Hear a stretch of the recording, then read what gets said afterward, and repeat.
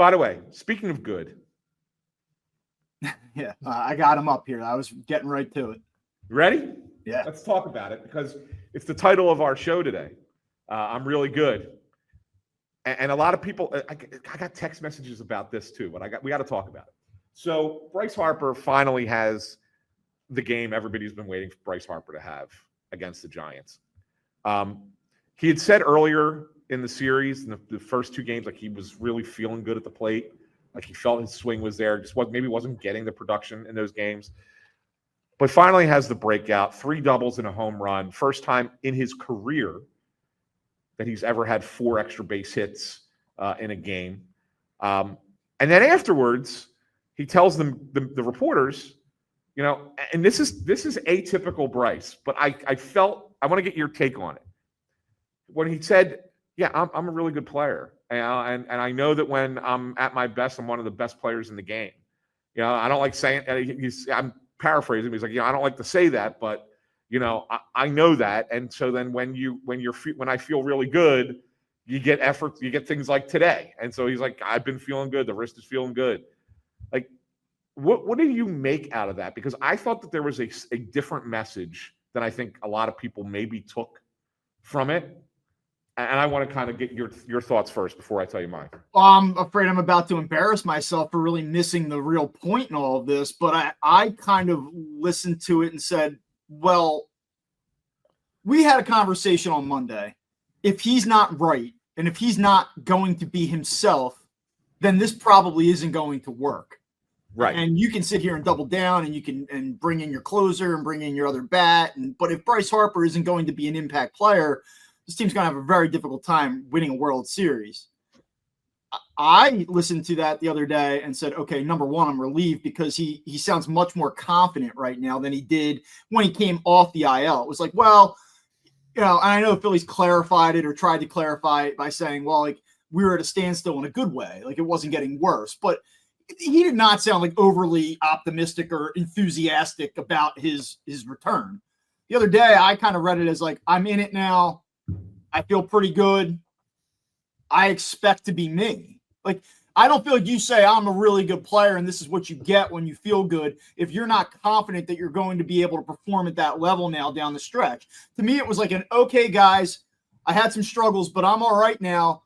Like, let's go. Like, I can do this. We should invest in this. Like, let's go win this thing. That's what I got out of it. Maybe I missed the point.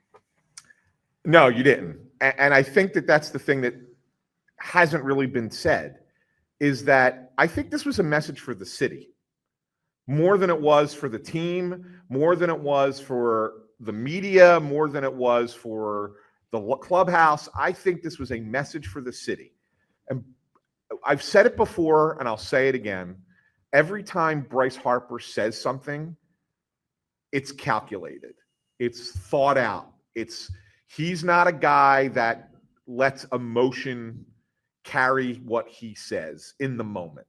He's very, very good at this. He's very smart, savvy with how to put it together. And I think that what he said, he's probably thought about saying and was waiting for the big game to happen to say it. And it was basically a message to Philadelphia like, I hear you.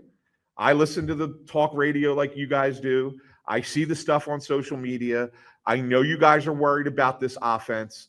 I'm here to tell you I'm okay. Mm-hmm. That's what I think the message was in there. And I think you pretty much nailed it and said that, you know, that's why he said what he said. But it was almost like he had to come out and remind Philadelphia, hey, I'm Bryce Harper, and I'm now coming back into this lineup. Like, we don't necessarily need a big bat. Which was why I was smirking when you said it earlier. They have to add a bat. They may add one. I'm not convinced that they're adding an impact bat, right? But I'm just saying, I'm just not convinced that it's an impact bat that they're going to add, because they look at it as the impact bat that's coming into the lineup is one that they already have. And I think that that's what Bryce is telling you. Can't we just do both? Can't you have Bryce Harper and another impact bat so that I don't have to watch Alec Bohm protect Bryce Harper? So who's the impact bat that's available? I don't know, man. Just make it happen. Yes, that's the thing, right? Like, so, like I I look knew at it. this. We talked about this. Like these No, guys I, are just no, fall trees. I get it. no, I look at it and say I don't think that there is one that gets moved. That's a power bat. That's a middle of the lineup, put behind Bryce Harper and say, forget about it. Lengthen your lineup. Well, bump your guy Castellanos. Tim Kelly loves Stephen Kwan, who's not. Well, I like Stephen Kwan too. Are you in on that deal? Like, would you do that deal? What was it again? Like, would I trade for Stephen Kwan? Sure, but it has to depend what I'm giving up. I'm not giving up Andrew Painter for Stephen Kwan.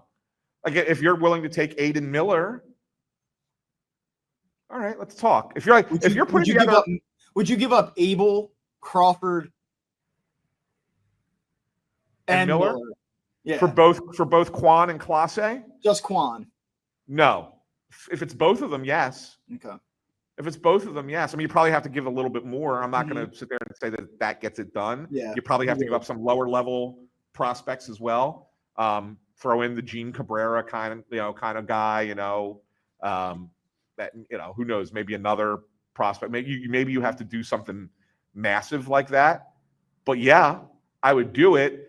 That doesn't give you the impact power bat. It just changes the dynamic of your lineup because it now gives you another guy at the top of the order who can get on base and allows Harper and Schwarber to be in the middle and bumps Bowman Castellanos a little bit further down. Like, I'm good with that for sure.